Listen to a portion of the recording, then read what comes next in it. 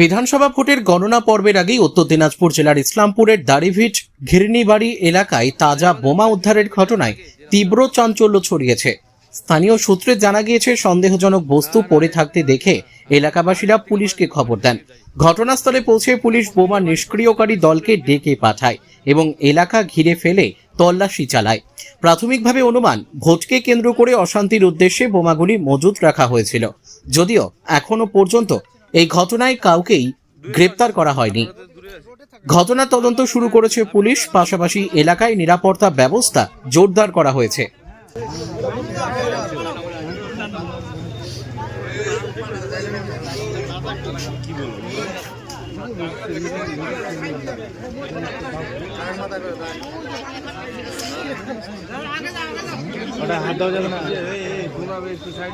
ওগুলা আলাদা ছিল, জলে ডুবাই দিলে ড্যাম ফেল পাওয়া গেছিল। হালকা করে জলে বালতিতে ছিল, পুরো বালতিতে ভরে ড্যাম করে। এটা করা যাবে না, প্লাস্টিক দিয়ে বাঁধানো আছে।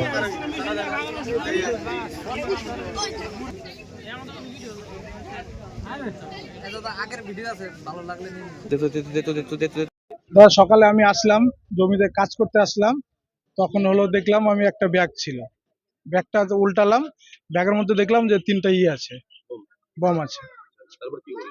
তারপরে আমি স্যারকে ফোন করলাম, এনটি সাহেবকে। এনটি সাহেব বললো ঠিক আছে, এটা তো লোকাল বম আছে, তোমরা থানায় হলো ইনফর্ম করে দাও। তারপর থানায় গিয়ে ইনফর্ম করা হলো, থানায় স্যার আসলো, স্যার দেখছে সব। কটা বম দেখলেন? 3টা দেখলাম।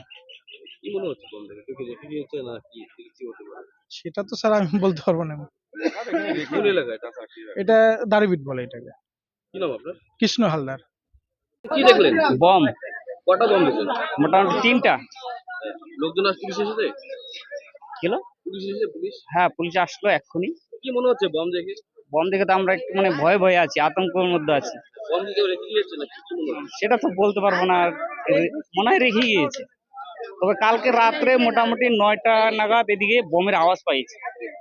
আওয়াজ পেয়েছে? হ্যাঁ, রাত 9টার মতো নাগাদ। কেউ কি বম এখানে বিস্ফোরণ করেছিল? হ্যাঁ, বম কি কেউ বিস্ফোরণ করেছিল এখানে এলাকায়? আওয়াজ আসছিল রাত্রে, রাত 9টা নাগাদ। কি নাম আপনার? Biswajit Mondal. Bureau report, NB24X7। দিন দুনিয়ার খাস খবর।